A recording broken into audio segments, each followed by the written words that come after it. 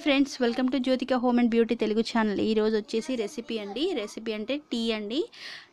Tea అనేది green tea weight loss కోసం ఎక్కువ యూజ్ చేస్తారు. ఇది గ్రీన్ టీ అనేది. ఇప్పుడు నేను ఒక బౌల్ తీసుకున్నాను, అందులో ఒక కప్పు వాటర్ తీసుకోవాలి. ఒక కప్పు వాటర్ తీసుకున్న తర్వాత ఇప్పుడు గ్రీన్ టీ అండి, ఇది లిప్టన్ గ్రీన్ టీ.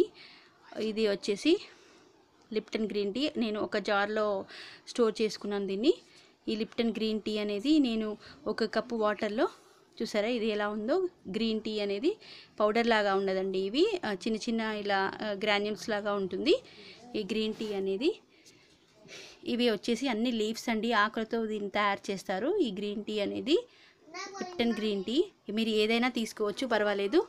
దీంట్లో రకాలుగా ఉంటాయండి. ఇప్పుడు నేను వచ్చేసి ఒక గ్లాస్ వాటర్లో ఒక హాఫ్ స్పూన్ వచ్చేసి నేను గ్రీన్ టీ పౌడర్ని యాడ్ చేస్తున్నాను. ఇవి కొంచెం మరగనివ్వాలండి, బాగా బాయిల్ చేసుకోవాలి వాటర్ అనేది.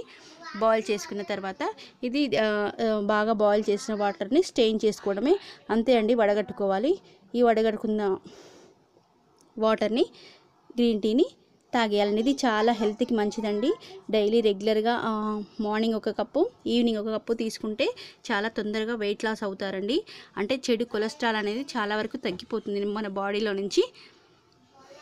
కాబట్టి మీరు వెయిట్ లాస్ అవ్వాలనుకునే వాళ్ళు తప్పకుండా ఈ గ్రీన్ టీ కనుక తీసుకుంటే చాలా మంచిదండి. చాలా హెల్త్ బెనిఫిట్స్ ఉంటాయి ఈ గ్రీన్ టీలో.